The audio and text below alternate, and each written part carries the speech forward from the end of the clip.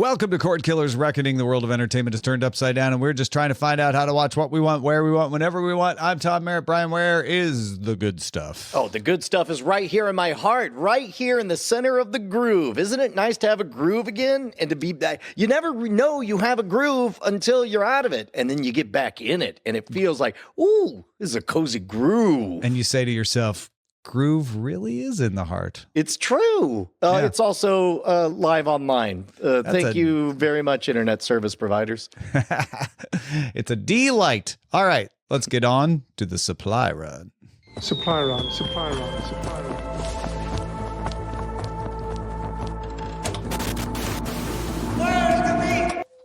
The biggest event in streaming happened Friday. 60 million households watched the Mike Tyson versus Jake Paul fight, or may I rephrase it as 60 million households tried to watch the Mike Tyson versus Jake Paul fight on Friday. Spoiler, Paul won.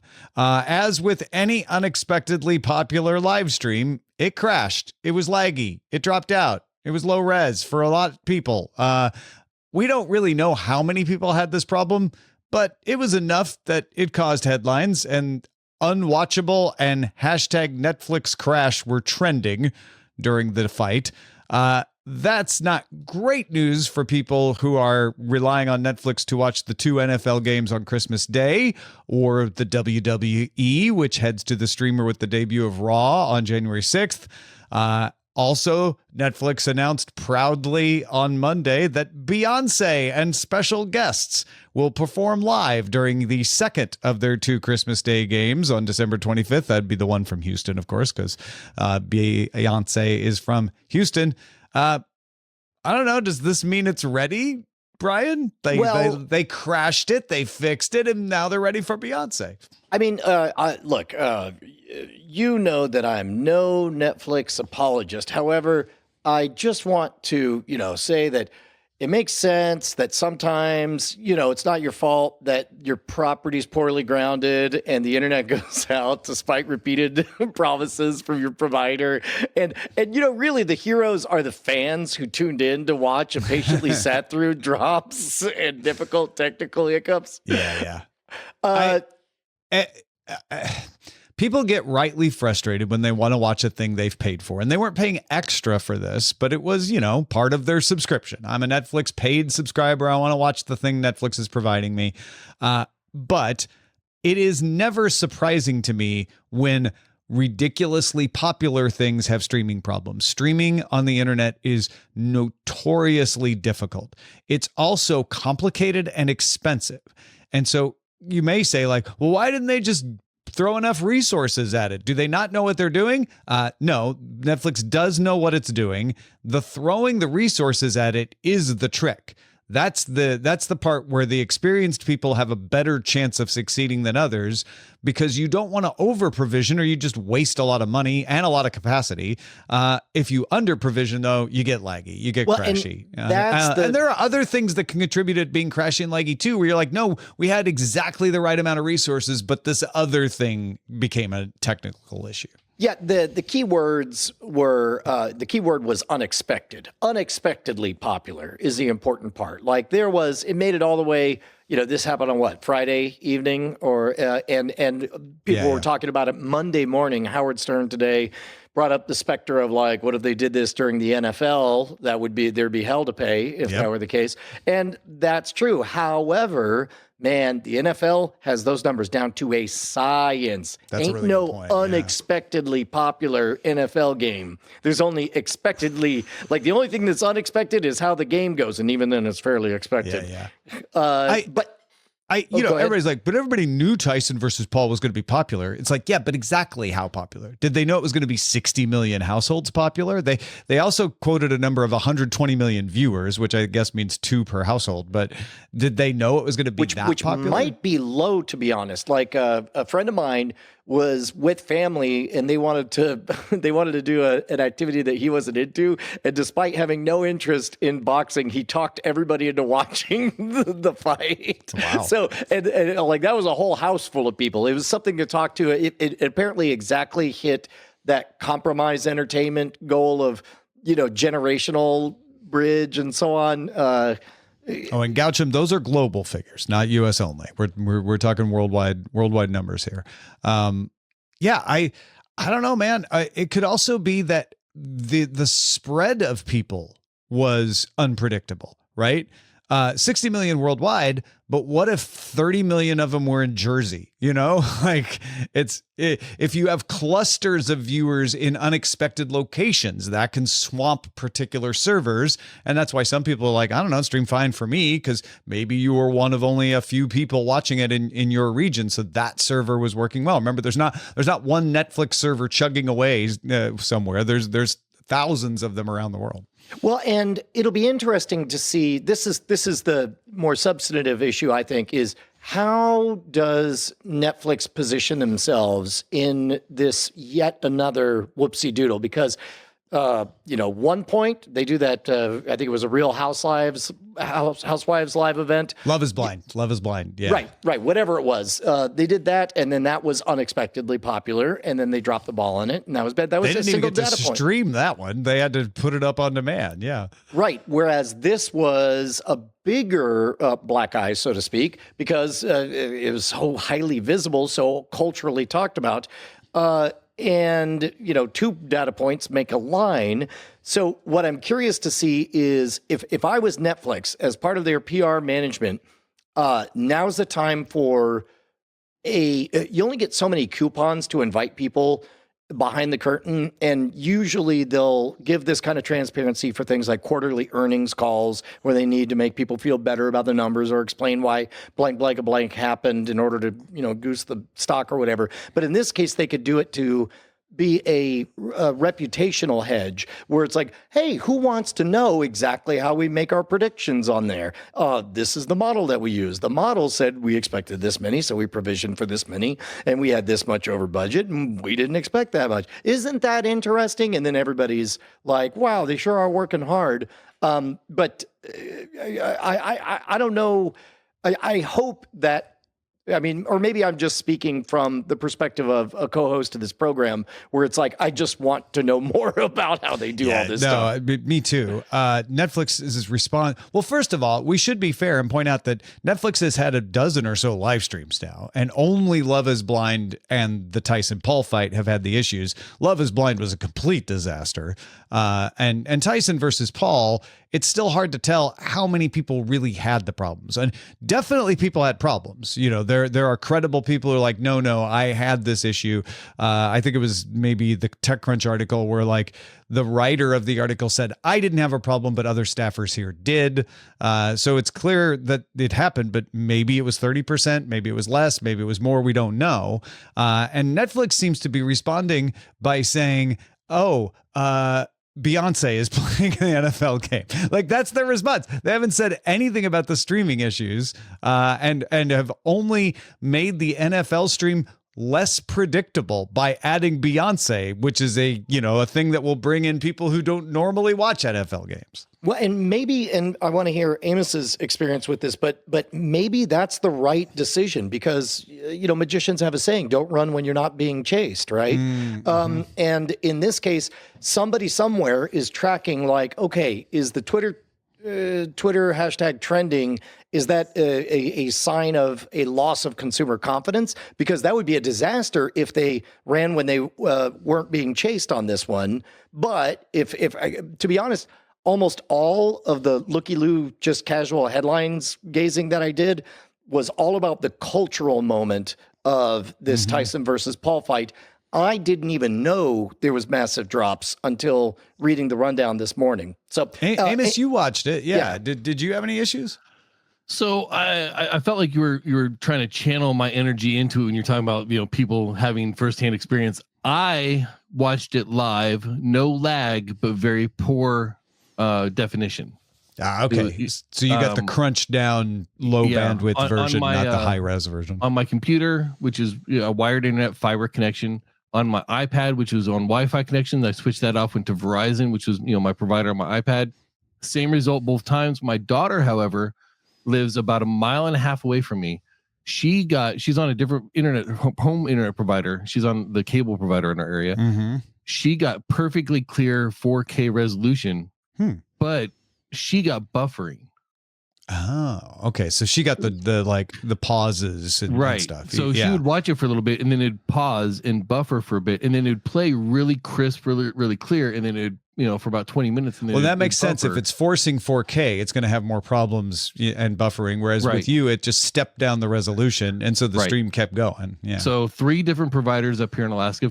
Granted, we're up here in Alaska. We don't have the best latency and lag and a lot of other stuff to begin with, but from our perspective, 3 different providers, we all had problems, but it was still watchable. But I'm also not a boxing aficionado where I was like, oh, he got him with a uppercut versus a right hook or whatever. I wasn't trying to decipher that. I could see that there was action. I could see the balance of power between the boxers, and I'm talking mostly the undercard here because there's no real balance of power during the actual headline event. I heard the undercards were the better matches. They were great. Yeah, I'm not all that into boxing, but I'm into MMA and just watching the fights. There's a lot of energy, is really good fighting and really close matches. That part was spectacular, even with my lower resolution, my crunchy video. And keep in mind. It's like it's easy to harp on definition, but you got to remember he's 58 years old. That's pretty. You get a little soft. You get a little crunchy at 58. Yeah, if he hadn't seen it in the undercard too, he might have been like, "That's probably just what he looks like."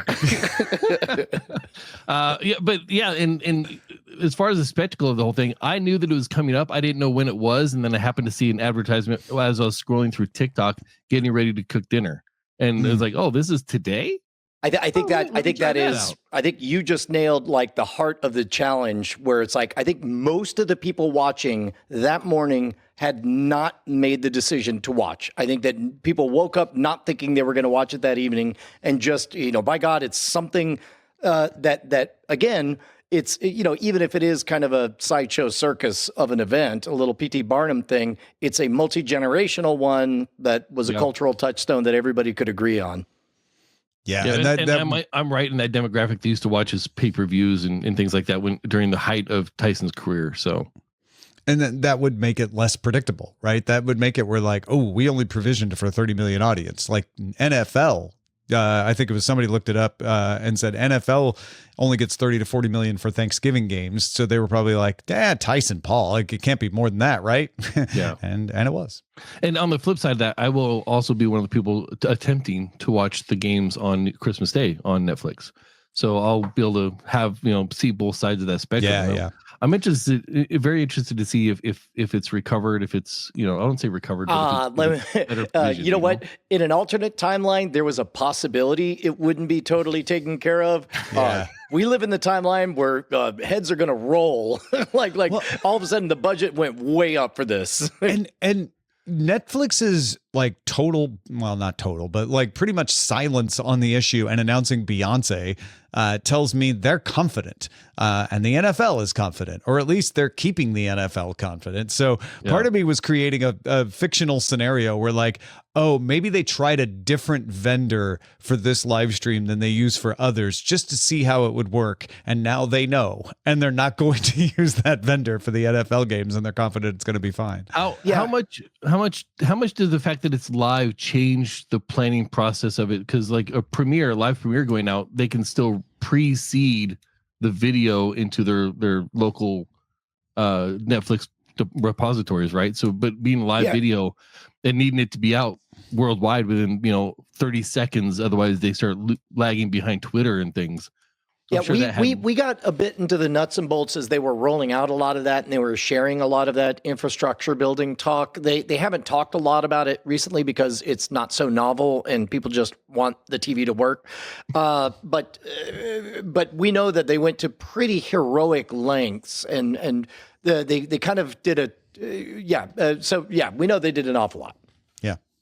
Andy Beach, we know you're listening. So we may be hitting you up for some explanations. Thank you, Amos. I'm glad one of us watched it. I didn't have time to watch it either.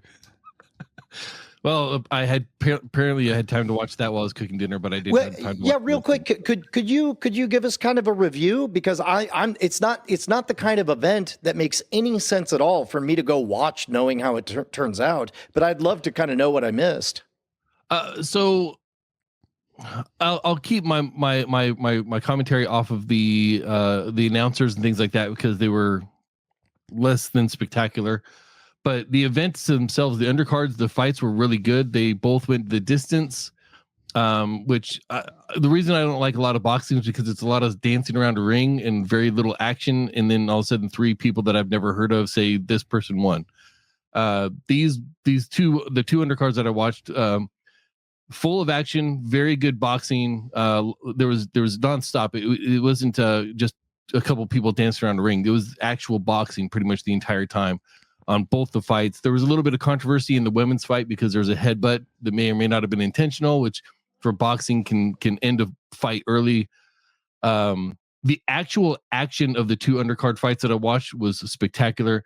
The main card, Tyson versus Paul, it started out really good. It started out with a lot of action, and then it seemed like Tyson just got really tired and lethargic, and it seemed like Paul was backing off, like almost as if there's an agreement to cool things down, but I don't want to get into conspiracy theories. The spectacle was fine.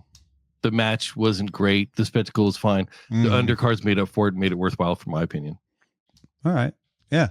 It was a publicity stunt that maybe went better than expected because it got everybody talking about it.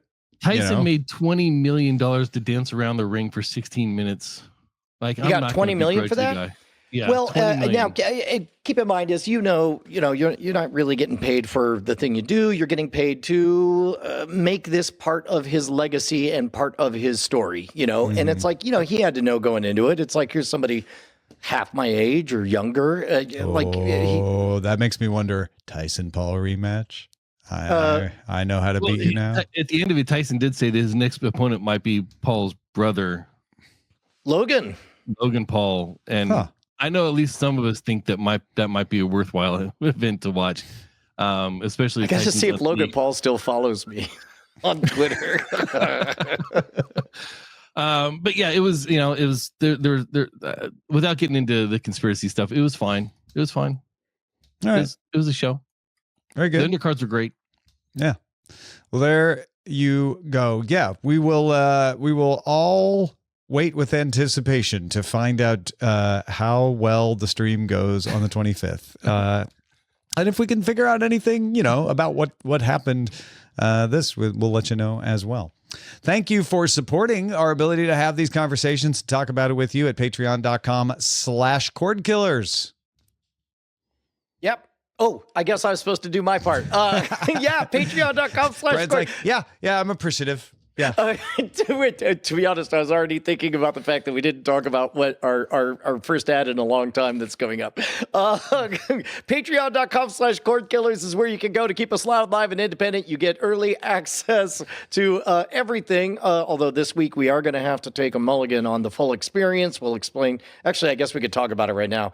Amos, why are we taking a mullion on the full experience this week? Why will it be so helpful with the Tyson thing? Why will it be a double? Patrons are going to love the fact that we have more time to do our after talk segment this week. Why is that? Look, for those of you that don't know, my wife has been stationed away for about 3 years, and we've been living separately. She finally came home yesterday morning, and we're still trying to get her move situated, and that took all my time today. So I did not have time to watch. Name one thing that was oh wait. I could name a couple, but that's for a different show. Military moves, not easy, not one-stop shopping. So we'll be talking about the Sheild next week because, to be honest, yes. Tom and I have seen the Sheild a lot, but we really are just on the edge of our seats to find out what Amos thought of it. But first, he needs to watch it. But it's Brian's 6th time through, my 2nd time through, and Amos's first. So it'll be fun to compare all of these. Yeah. So my apologies to everyone, but we'll be taking one each mulligan called Amos on this. all of this made possible by our beautiful, beautiful patrons at patreon.com/Cordkillers. And now the search party.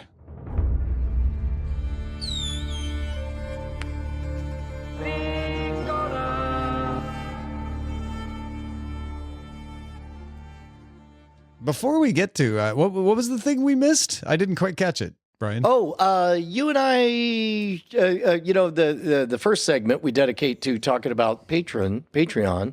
The second one, we talk about projects, and there's a project that we're going to talk about today from one of our friends.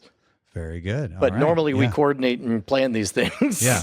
No, I know what the project is, and now I feel coordinated. Yeah. Meanwhile, good. the search party is all about things you will be able to watch soon. Max has a teaser for 2025, which has scenes from The White Lotus Season 3, Welcome to Derry, based on the Stephen King stuff, The Righteous Gemstones next season, Knights of the Seven Kingdoms, George R. R. Martin Game of Thrones derivative, Dune Prophecy, The Last of Us, Hacks, Peacemaker, and more. Little bits, not a lot from each one, but packed full of stuff where I'm like, oh, you know what? Max has a lot of stuff I enjoy watching.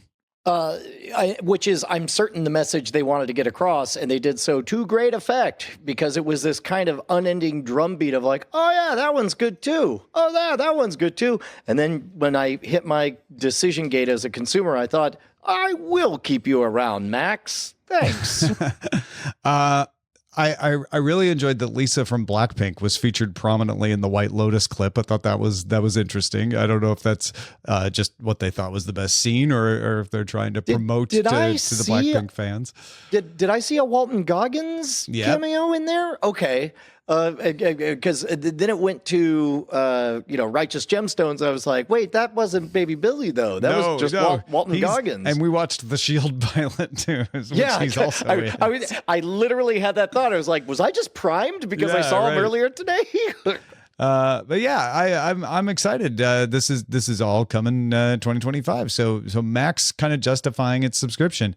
Disney also released a teaser video for 2025, which included clips from The Bear Season 4, Andor Season 2, the new Daredevil, Ironheart, and Noah Hawley's Alien Earth. There's also another look at this December's new Star Wars series, Skeleton Crew, starring Jude Law. I'll be honest, this one didn't blow me away quite as much because there's some new stuff that I'm like, I don't know, I might like it, might not, but a pretty strong lineup as well. Yeah, you know what's interesting is because I knew these less, maybe this shouldn't theoretically make that big of a difference, but a little design choice, I bothered to click the full screen on the second one, and as a result, I all of those visual treats, because again, Disney Plus doesn't skimp on a lot of its production, really popped. Not gonna lie, did not love seeing a Star Wars kids adventure, but everything else looked good.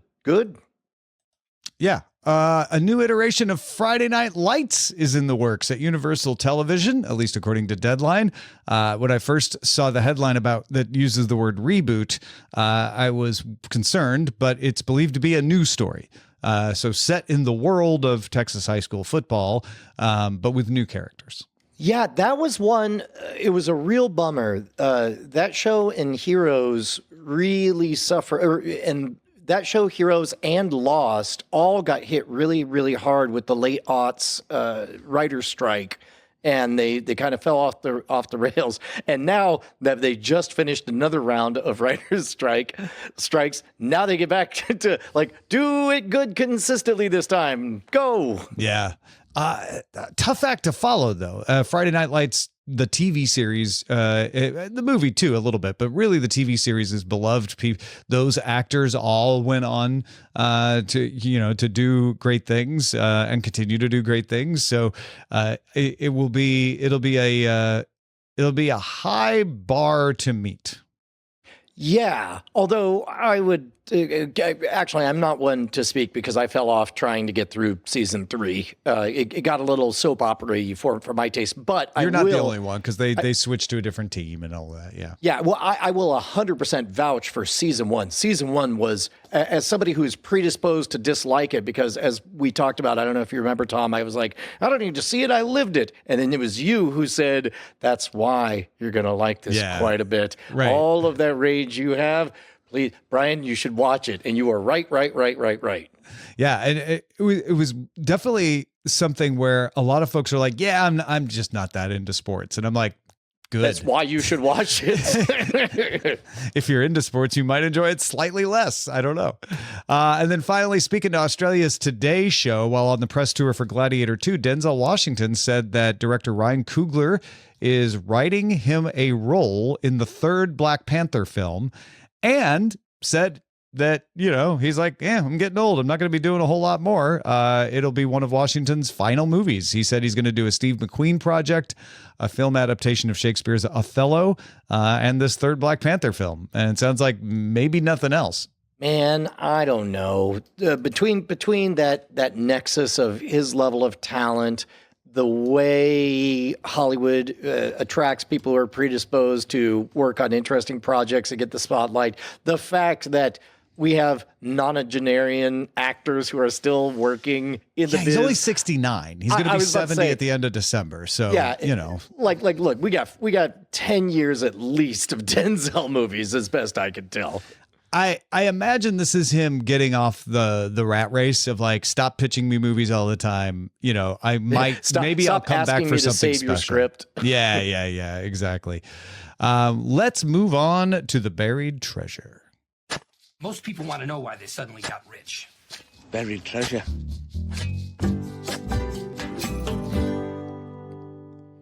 Well, we really only have one chest full of buried treasure for people today because we both have Lower Decks. Star Trek Lower Decks is back, and I am caught up now. I know you watched it immediately from the beginning, and I can't believe we're over halfway through the season already. I almost don't like this, giving us 3 episodes to begin the season. Yeah, it's breaking my heart to wrestle with it. But this most recent episode, Starbase 80, that was a lot of fun because first episode of the season, alternate Captain Freeman, is rumored to be working on Starbase 80, and everybody reacts so sadly to it. None more than Mariner. And I was like, I guess that's a reputation that the Starbase had. I totally forgot that she had to do time there in between one season and another at some point. But for kind of an unironic zombie infection movie, I really, really dug the fact that it tied back to, do you remember the Next Generation episode that they were riffing on? No, I don't, for some reason. It was, in my opinion, an astonishingly poor episode that pretty much starred Dr. Crusher in a haunted castle. And that's why I don't remember. They unironically did a ghost story on the Next Generation. Yeah, and she falls in love with the Scottish guy. Yeah, and then at the end, they're like, "You're nothing but an anaphasic life form." And then at the end, they're like, "Oh, it's an anaphasic life form." I was college Brian was standing in slow clapping for the long con on that one. Well done. Yeah, I totally missed that. Thank you for pointing that out. If you got something we should be on the lookout for, email us cordkillers@gmail.com. Hey man, we don't normally do internal ads, and this will be the first and only time that we do a meta self-aware ad. After this, we're only going to give a non-ironic ad, and we're going to they are a sponsor. But to everybody who's a long timer, I want to beg your permission for us to keep doing this because you probably know our deep, deep affection for our friend Brett, the Amtrekker Rounceville, who has an amazing new project called Yes, More and Company. This is a holiday shopper's dream come true. And so first of all, call to action. If you want to go to, let me make sure I get the website right. Yesmoreandco.com. Just like it sounds. The yes, more is after the yes. That's the thing you have to remember. Yes, More and Co. Yes, More and Co. You're going to sign up. I think they have to charge you a token BS $2. The reason they have to do that is because you can't, the whole game that they're playing, and I like it being a game. Imagine you have a kind of very, very talented ADHD personal assistant who's obsessed with only one thing, making sure that your gift-giving prowess is unmatched. If you want to be the one who gives an incredible storied gift that comes out of nowhere. Tom, I don't know if I've ever shared this story. One of the best gifts that I ever gave was I discovered something called the Pop-Up Book of Phobias. It was a pop-up book that the first one, you open it and lurching out at your face with a spinning drill bit is this dentist that comes out. And the art is gorgeous on there. I found out they were like $17.99 a piece. I bought 20 of them. And for the next 2 years, I gave the coolest thank you gift of anybody ever. Now imagine that quality of storied gift just popping up in your text feed. So it's like you get a text message, and instead of it being a political figure demanding money for the election of the century or whatever, instead it's like, here is a story, and you're going to see a picture of a thing, and it's going to tell you about the people who came up with it. And unlike, you're not going to have to go anywhere to check a review, because as Brett puts it, the mere fact that they're offering it is their review. They want to develop a stellar reputation for excellent gift ideas and cool things for yourself if you want to impulse buy. It'll describe everything, and all you have to do is either A, nothing, which means think about it, talk to a loved one, ignore it, go about your day, or just type the letters YES, and you'll get a confirmation, and that's it. And then you'll forget you even did it. And a few days later, you'll be like, oh, snap, there's that thing. It's incredible. If you know Brett, you know that he has a stellar taste for quality. He is a gift for storytelling. He couch surfed in the early days of blogging before new media was a thing as the Amtrekker. This dude is made of incredible stories.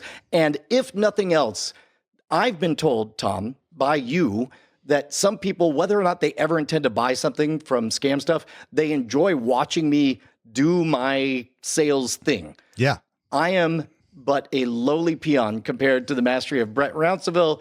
Please, please, please, if just as a spectator, join the hordes of us who are already members of Yes More and Company. We don't have yesmoreandco.com. There's no promo code or nothing. We're just...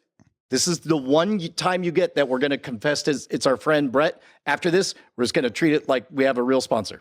Yeah. And it's something I have done. Like this is not like, oh, well, I'm sure it's fine. Like I've tried it. It's amazing when you get like, hey, we found this small maker of flatware that makes really good flatware, and we got a great price, so you can get like twice as much as you would normally buy. Would you like it? I typed yes, and then within a week, I had replaced all the flatware that had been slowly disappearing over the years since we got married 20 years ago. Like, it's genius. We've got a really good mug that came with some tea that was delicious, and the mug is amazing. We use it all the time. We've got this bamboo scrubber. Like, they do a great job of finding very good products. You may not need the particular product. Every once in a while, there's one that comes across. I'm like, nah, that looks great. Not for me. But you're going to get one a day during the holiday season. So you are going to find things where you're like, oh, that'd be perfect for mom, dad. You also get the smug satisfaction of knowing that you're supporting. They prioritize small businesses because they love talking about the who does it and where it came from. Because again, that's something that you're going to want on a holiday. People are going to be like, wow, this is great. And then you could be like, yeah, I found it on. No, you're not going to say that. You're going to be like, no, this comes from so-and-so. Yeah, you're going to have the story. Yeah, exactly. So I want to add someone who's very skeptical, who doesn't believe anything either one of you two are saying, because I know you're just full of crap. We're shills for Big Yes More and Company. I've been part of this since the original idea was beta tested, like before it became Yes More and Company. And I was like, I'm just gonna do it because Amtrekker was on my podcast one day, and I, just as a loyalty thing. I've never been bothered by it. They show up in my text feed. I see it, whether I want it or not.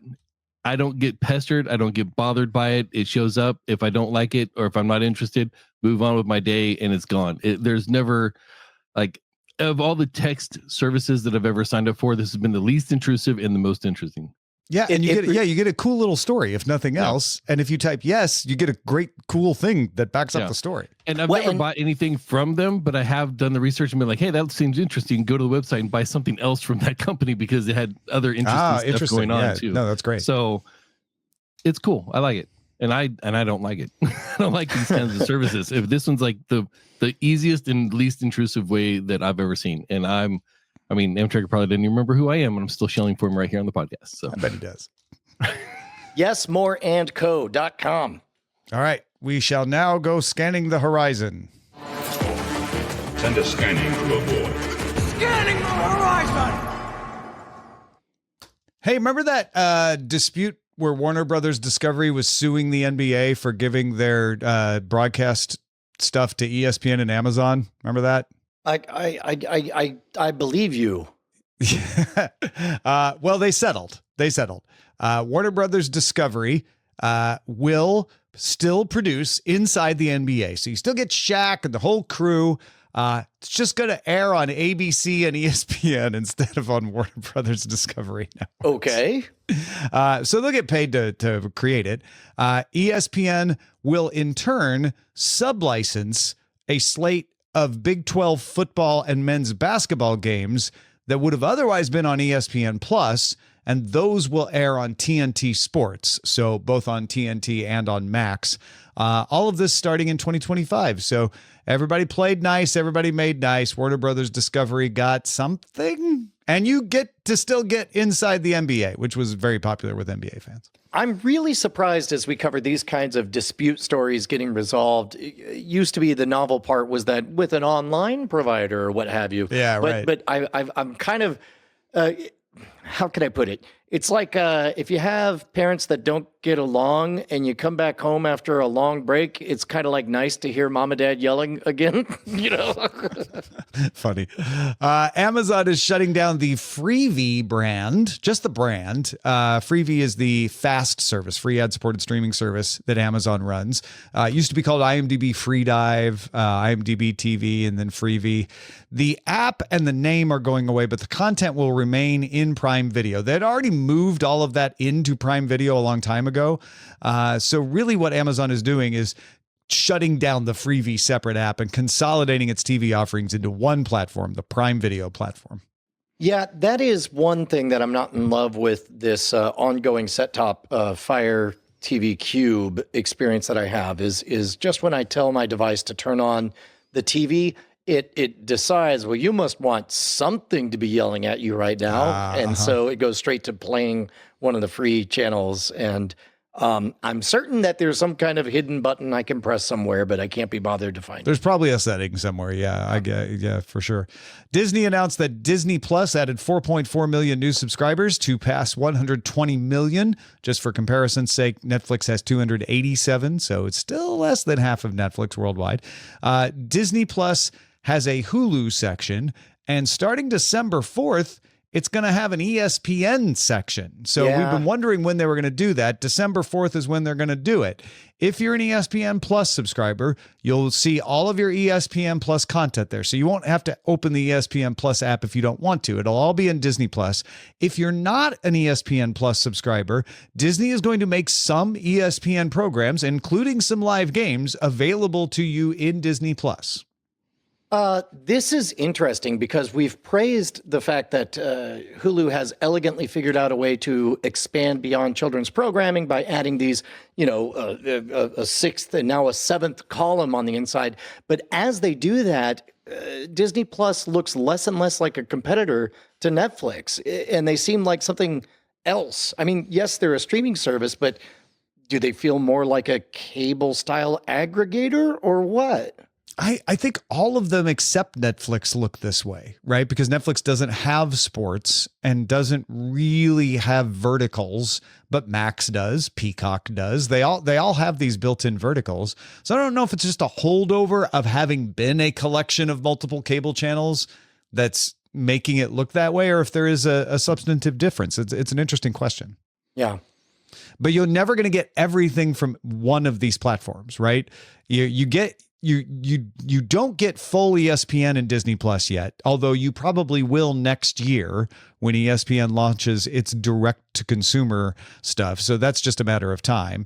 But, the sports that are still, over there on Warner Brothers Discovery, not the NBA, but there are other sports that Warner Brothers Discovery has, including those Big 12 games. You'll have to have Max to get those. Stuff that NBC has, when you have to get Peacock to get those.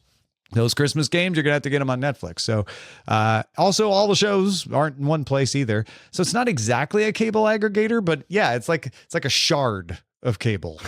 Well, yeah, I guess like 5 pillars underneath an umbrella does feel like we are Disney Plus, but at 7, like how far are we from 26 pillars? What would we call it if there were 26 individual, I don't know, I guess I'd call them channels by which you would feed content through. Netflix says its ad-supported version of the service now has 70 million users worldwide, just the ad-supported version. That's up from 40 million in May, and I think it was 20 million in January. So pretty fast growth. The ad-supported version is not available in all countries either. So pretty good growth for being in a limited number of countries.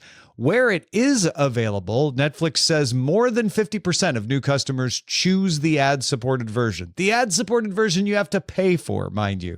Netflix also announced it is using its own homegrown ad tech in Canada right now. And if it goes well there, it plans to move off of Microsoft's system altogether. Yeah, that makes sense. I mean, that's exactly what this is supposed to do. I guess kudos to you guys. You did it.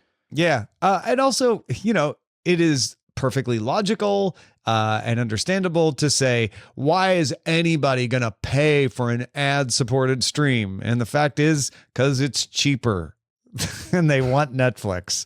And apparently 70 million people are doing it. Amazon launched the first of its TVs to use mini LED backlighting for improved contrast and brightness. Also supports Dolby Vision IQ, HDR10, HDR10 Plus adaptive, and Dolby Atmos audio, and it's optimized for gaming with a 144 hertz refresh rate and support for things if you're a gamer that makes sense. It's like AMD FreeSync Premium Pro, variable refresh rate, low latency mode, stuff like that. The Fire TV Omni Mini LED series is priced lower than comparable models from TCL and Hisense. Also uses some AI to optimize the picture settings for you. So if you're not somebody who wants to control it yourself, you can just let the AI set the picture settings so it looks good. TVs are available in 4 sizes now, starting at $820 for a 55-inch, and multiple models topping out at $2,099.99 for the 85-inch. We are getting dangerously close with the large language models to getting to the Brian just wants to wave his hands and say more like this, less like that. I don't want to have to, don't make me touch a thing. Yeah. Like that's getting close. Maybe we should do a segment or maybe even a full episode where we just speculate wildly about what AI is going to do to the world of cord killing. Yeah. And just TV watching in general, right? Yeah. Everything from like right now we're starting at the base level of, the tedious stuff, the settings, it's like, hey, do you like better 1, better 2? It could play an optometrist basically, it could run certain tests and you could approve of one thing or not. But then we're going to get into content curation. And you're going to be able to plug in a box where, you're going to have your AI agent know the type of stories that you like, but also know, in my case, the preference that I not bubble myself and be outside of the cultural gestalt and zeitgeist. Yeah. This particular implementation, I think, is going to be handy for a lot of people who don't like those presets. Like, I don't know, movie mode makes it look too dark and game mode makes it look too weird. And no one likes motion smoothing. If AI can be like, look, we can sense the amount of light in your room right now. Would you like us to do what a professional would do? Because we've been trained on professional calibrators. Like, yeah, a lot of people are going to want to do that. Diamond Sports, which operates several regional sports networks, has a plan to emerge from bankruptcy and still carry sports. But it's going to look different. Among the changes are... There will be AYSO youth leagues of soccer. No, you might think you'd be forgiven for thinking maybe that was how it was going to go at one point. But no, they're going to have 27 franchises, 6 Major League Baseball, 13 NBA, and 8 NHL. Now, that is lower. They previously had 9 networks under the Bally Sports banner and had the rights to 42 professional teams. So 16 networks and 27 franchises is a smaller number. They've lost some over the course of this bankruptcy. They're also changing the name. It's no longer Bally Sports. It's FanDuel Sports Network. I don't know why the network gets glommed on there because it was the Bally Sports Network, but it was Bally Sports. Now it's the FanDuel Sports Network. You can't ever just call it FanDuel Sports. It's FanDuel Sports Network every time. And they're going to do direct-to-consumer streaming offerings in most of the markets. So, for example, I'm a St. Louis Cardinals fan. If I lived in the St. Louis area, I will be able to pay FanDuel Sports Network to receive the Cardinals and possibly Blues games directly in my market. So it will not be blacked out, and I would not need a cable subscription to do it. They're finally getting rid of the regional sport blackout. Yeah. As to the word network being on there, I mean, the answer is like, if you're gonna get to an agreement where you get to put your name on a thing internally into your backers, you're going to want to say, and we have a network. And so you're going to wedge the word, network on your network. Yeah. Yo, dog. But you heard the part where they're getting rid of the blackout. Yeah. Again, that means more to people who care about the content. You just know how many emails we get. We're like, stupid blackouts. Let me explain. I live in Iowa and there are 6 teams. That goes away in certain regions. It's not going away everywhere, but yeah, that's this is the beginning of the end of the blackouts right here. So it's going to make a lot of folks happy. That's all you really need to know. Yeah. Let's move on to the chatter.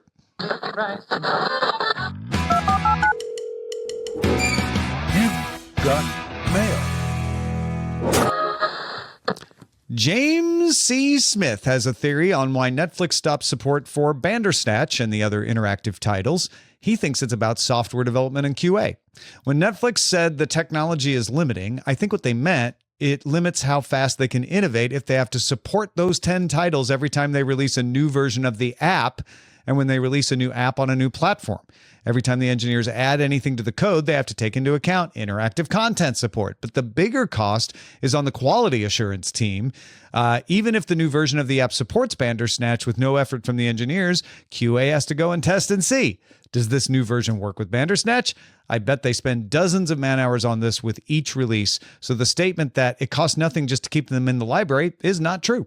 As a software developer, let me tell you, creating new cool things is exciting and rewarding, but having to maintain support for dozens of old things is a pain in the asterisk. Yeah, James is 100% correct. I absolutely sense, believe everything about that. And it bridges, it threads that needle of why they would use that peculiar phrasing of the technology as limiting.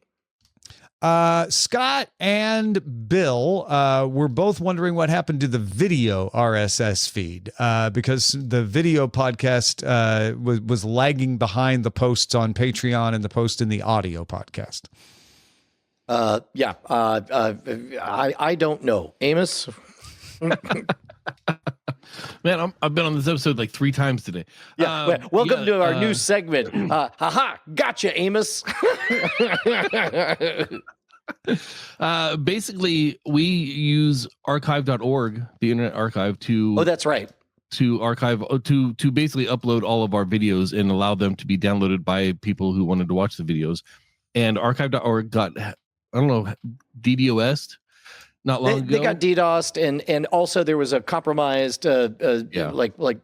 somebody had some of the keys and tried to wreak havoc, which caused a security lockdown, and they had to do a lot of auditing and that stuff.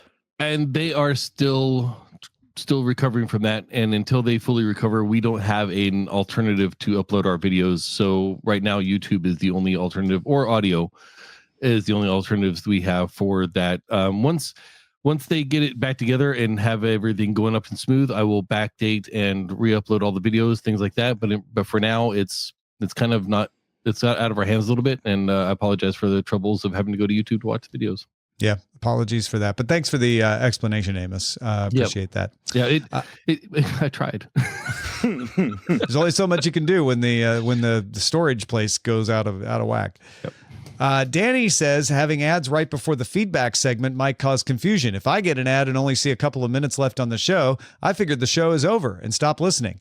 I'd have said you stopped that segment entirely if I hadn't been distracted while the ads played today. That's good intel. The problem is now we're talking to people who know that the feedback segment is here. Oh, so maybe next week we should say, oh, you know what? Actually, before that ad segment, you know what we could do, Tom, is we could just build into the doc when we get to the end of Scanning the Horizon. We could say, next up is chatter, but first this. Except for when there's not an ad, there'll just be a pause. Okay, next up is now we're about to do chatter. Hold on for the chatter. There you go. Yeah, We'll just do the No, we can split do it. there. And then Andy Beach wrote an article on LinkedIn and credited us with inspiring him. It's a way better article than anything that we inspired him to think about. But if you want a really good viewpoint on AI personalization in media, go check it out. We'll have a link in the show notes, or just go to LinkedIn and look for Andy Beach. And Andy pointed out lots of good discussion about it as well. Not just his post, but the people discussing it as well. Thank you, Andy. Thank you for giving us a shout out in there, and thank you for the post. It's really good. That's going to do it for us. Our website is cordkillers.com. Our email address is cordkillers@gmail.com. We are live at twitch.tv/Night Attack Mondays at 7 p.m. Eastern, 4 p.m. Pacific. I reckon we'll talk to you next time.